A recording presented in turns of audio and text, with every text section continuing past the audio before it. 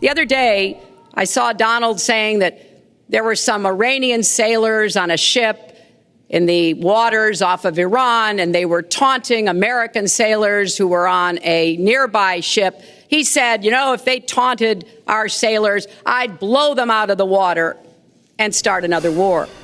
That would not good judgment. Mrs. Clinton, you are absolutely 100% totally and completely wrong here. And it isn't just more incompetence and arrogance. This attitude will cost American and Israeli lives, many lives, because history shows us again and again and again that tyrants and dictators constantly test what they feel to be decadent democracies for weakness. You want to know what is the most heartbreaking statistic, in fact, in all of human history? It's simply this. World War II didn't really start in 1939 when Hitler invaded Poland.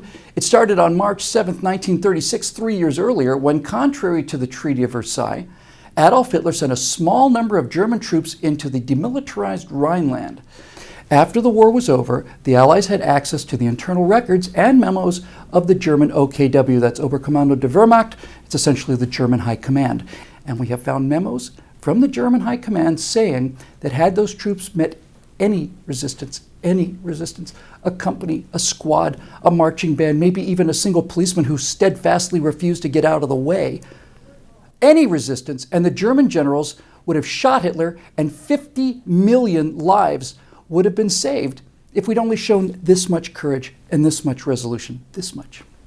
So when Iranian gunboats, or Russian fighter jets for that matter, come dangerously close to U.S. forces in international waters, that's a test. And if we back away from that test, we'll do the same exact thing that was done with Adolf Hitler. We'll move back, and there'll be a more dramatic test, and a more dramatic test, and people like you will go back and back and back and back and back until finally war is inevitable.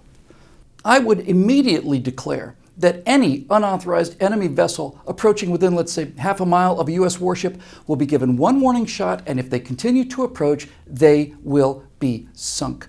As president, I would pre-authorize the destruction of any vessel that came within 1 inch inside of that exclusion zone, because we have to stop fearing going to war with Iran, and we have to have Iran start fearing going to war with us. See, I could do this all day. This is what it sounds like when you not only believe in this country, but you also love it enough to do the hard work of reading history and psychology and economics, weapon systems, and all the rest. The country deserves somebody who's not a traitor, a pathological liar and a felon, or an unprepared, thin-skinned egotist to fill the toughest and most important job in the history of the world. We need your help to keep these messages coming. If you want to help us make a difference, please go to billwhittle.com and become a member.